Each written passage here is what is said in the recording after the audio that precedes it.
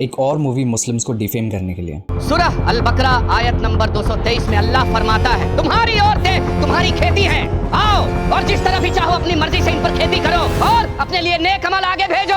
तो you see कोई भी नॉन मुस्लिम होगा ना, वो इस वर्स को कंप्लीटली गलत ले लेगा और इस वर्स का कॉन्टेक्स्ट भी गलत तरीके से रिप्रेजेंट किया गया है यहाँ पे। एक्चुअली में इससे पहले की वर्स में अल्लाह बोलता है कि आप सेक्सुअल इंटीमेसी नहीं कर सकते अपनी वाइफ्स के साथ में जब वो मेंसेस पे हो। इसके बाद अल्लाह बोलता है कि उनके साथ तुम कंसेंचुअली प्रोसीड करो जो भी आपको उनके साथ करना है, क्योंकि 1400 साल पहले जो अरब के लोग थे उनके लिए सबसे ज्यादा जो जरूरी चीजें थी वो दो थी। पहला था पानी और दूसरी थी जमीन जहाँ पे खेती की जा सके, बिकॉज कंप्लीटली बाकी की सारी जमीन तो डेजर्ट ही थी। और यू सी जो नाइल रिवर का जो एरिया है वो भी कंप्लीटली ग्रीन है बिकॉज इट्स फर्टाइल, और वहीं पे ही पॉपुलेशन जाके बसती है। तो यहाँ पे अल्लाह एक पैरेबल दे रहा है, एक सिखाने का तरीका कि किस तरह से जो एक औरत होती है वो आपके बच्चों की माँ होती है, बट साथ ही साथ यहाँ पे अल्लाह फर्टिलिटी को इंपॉर्टेंस दे रहा है। और यहाँ पे जो नेक अमल आगे भेजने का मतलब है, ये आपके जो बच्चे होंगे अगर आप उनकी अच्छे से परवरिश करेंगे, उनका ध्यान रखेंगे, तो वो एक अच्छी कंट्रीब्यूट करेंगे आपकी कम्युनिटी के लिए, और जो वो गुड डीड्स करेंगे उसका सवाब आपको भी मिलेगा। But on the other hand अगर आपके बच्चे नेक नहीं हुए तो उसकी जिम्मेदारी आपकी है, और उसमें भी अल्लाह आपसे क्वेश्चन करेगा कि क्या आपने अपने बच्चों की परवरिश ठीक से की या नहीं की। और यहीं पे यहाँ पे नेक अमल आगे भेजने का है कि अपने बच्चों की इस तरह से परवरिश करो कि जो वो गुड डीड्स करेंगे उसका सवाब आपको भी मिलेगा। औरत अगर हमल की हालत में भी हो और शौहर उसे अपने पास बुलाए तो औरत को न कहने की इजाजत नहीं है। कैसे ये आदमी बोलता है कि मुस्लिम वुमेन कभी मना नहीं कर सकती अपने हस्बैंड को एक सेक्सुअल इंटीमेसी के लिए, जो कि कंप्लीटली गलत है। इनफैक्ट ये तो पहले ही कुरान की आयत से प्रूव हो चुका है कि इससे पहले वाली वर्स में अल्लाह मना करता है जब औरत मेंसेस पे हो तब ना करो, और सेकेंडरी प्रॉफिट मोहम्मद सल्लल्लाहु अलैहि वसल्लम कहते हैं कि जब भी आप सेक्सुअल इंटीमेसी करना चाहो तो आपको उनकी परमिशन लेनी चाहिए। इनफैक्ट दूसरे हदीस में ये भी है कि आप अपनी अगर बेटी का निकाह कर रहे हो तो उसकी भी मर्जी उसमें होनी चाहिए। ये सेम चीज अल्लाह कुरान की आयत में भी मेंशन करता है कि ओ बिलीवर्स, तुम पे लाजमी नहीं कि तुम औरतों के शौहर बन जाओ उनकी मर्जी के खिलाफ, या फिर उनको गलत तरीके से ट्रीट करो, उनको मिसट्रीट करो।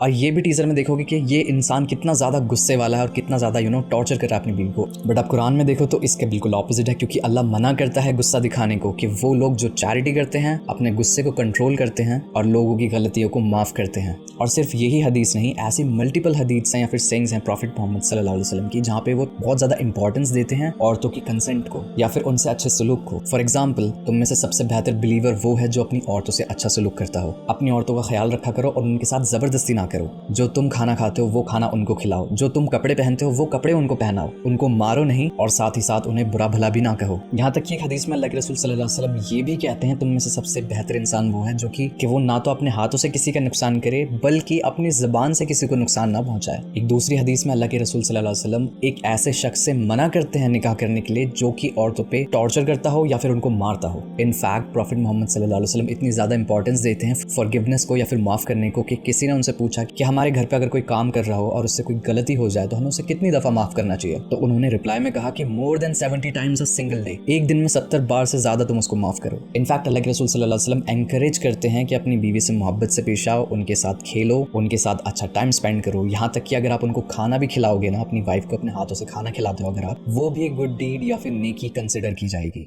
औरत सिर्फ और सिर्फ अपने शौहर की फर्मा बरदारी के लिए पैदा की गई है।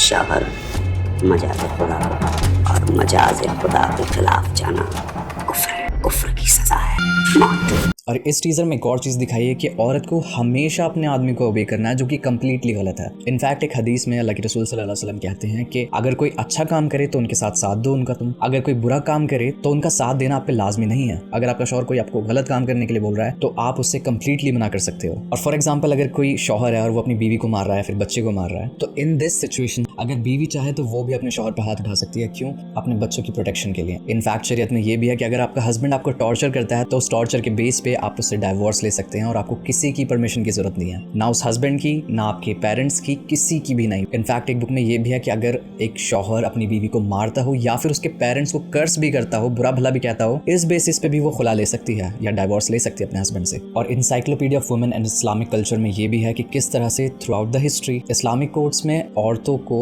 हार्म के बेसिस पे डाइवोर्स मिल चुके हैं। और अब एक बहुत ही खूबसूरत आयत में अल्लाह कुरान शरीफ में फरमाता है कि हस्बैंड एंड वाइफ एक दूसरे के लिए क्लोथिंग की तरह है, गारमेंट्स की तरह हैं। और गारमेंट्स क्या करते हैं? गारमेंट्स आपको प्रोटेक्शन प्रोवाइड करते हैं, खूबसूरती देते हैं आपकी बॉडी को, या फिर जिस तरह से जो औरतें हैं वो कपड़े पहन के खुद को ब्यूटीफाई करती हैं। यहाँ पे अल्लाह एक पैराबल देता है मोहब्बत का, कि किस तरह से हस्बैंड और वाइफ में मोहब्बत होनी चाहिए। और अब फाइनली बात करते हैं इस मूवी के टाइटल पे, हमारे 12। किस तरह से ये बोलते हैं कि मुस्लिम्स बहुत ज़्यादा बच्चे पैदा करते हैं, जो कि कम्प्लीटली गलत है। तो according to the population foundation of India, जो मुस्लिम्स का ग्रोथ रेट रहा है वो पिछले कुछ डेकेड्स में घट कर 32% से 24% पे आ गया है, जो कि इनके इस पॉपुलेशन प्रोपेगेंडा को कम्प्लीटली रिजेक्ट कर देता है। और आपको पता है कि इस्लाम को ये सब आखिर इतना ज़्यादा डिफेम क्यों करते हैं? बिकॉज इस्लाम में ये कैपेबिलिटी है दुनिया को चेंज करने की। जिस तरह से इस्लामिक गोल्डन एज पे जो इन्वेंशंस दी, जो रेवोल्यूशंस दिए, जो सोल्यूशंस दिए, जो एक हार्मनी लाई इस्लामिक गोल्डन एज के टाइम पे, जो कि मुस्लिम्स ने इस दुनिया को दी थी, वो कभी किसी और ने नहीं दी। और ये बात ये सारे लोग जानते हैं जो भी इस्लाम के खिलाफ प्रोपेगेंडा फैलाते हैं, वो सब इस बात को जानते हैं कि सिर्फ एक इस्लाम एक ऐसा वाहिद फेथ है जो कि कैपेबिलिटी रखता है पूरी दुनिया को बदलने की।